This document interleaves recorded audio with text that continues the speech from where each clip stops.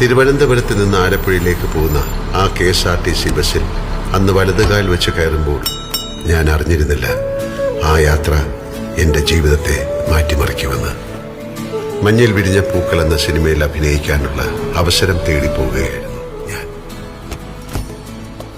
യാത്രകളുടെ വിരസത മാറ്റാൻ കൂടെയുള്ള യാത്രക്കാരുടെ അനക്കങ്ങളും ഭാവങ്ങളും ശ്രദ്ധിക്കുക, അവരുടെ മനസ്സിനുള്ളിൽ എന്താവും എന്നൊക്കെ വെറുതെ ചിന്തിക്കുക എന്നൊരു സ്വഭാവം അന്നും എനിക്കുണ്ടായിരുന്നു.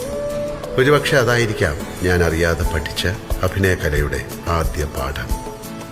ആലപ്പുഴ ബസ് ഡിപ്പോയിൽ ഇറങ്ങി നവോദയ സ്റ്റുഡിയോയിലേക്ക് നടക്കുമ്പോൾ ആ ആനവണ്ടിയും അതിലെ മനുഷ്യനും എനിക്ക് ആശംസ പറയുന്ന പോലെ തോന്നി. അഭിനയ പരീക്ഷ കഴിഞ്ഞ് ഞാൻ മടങ്ങിയതും പ്രിയപ്പെട്ട ആനവണ്ടിയിൽ തന്നെ. പോയ ഞാനല്ലായിരുന്നു തിരിച്ചു വന്നത്. പിന്നീടുള്ള മോഹൻലാലിൻ്റെ ജീവിതം എന്നേക്കാൾ നിങ്ങൾക്കറിയാം. എൻ്റെ ജീവിതത്തിലേക്ക് ഐശ്വര്യത്തിൻ്റെ ചിഹ്നം വിളിച്ചെത്തിയ ആനവണ്ടി, നിനക്ക് നന്ദി.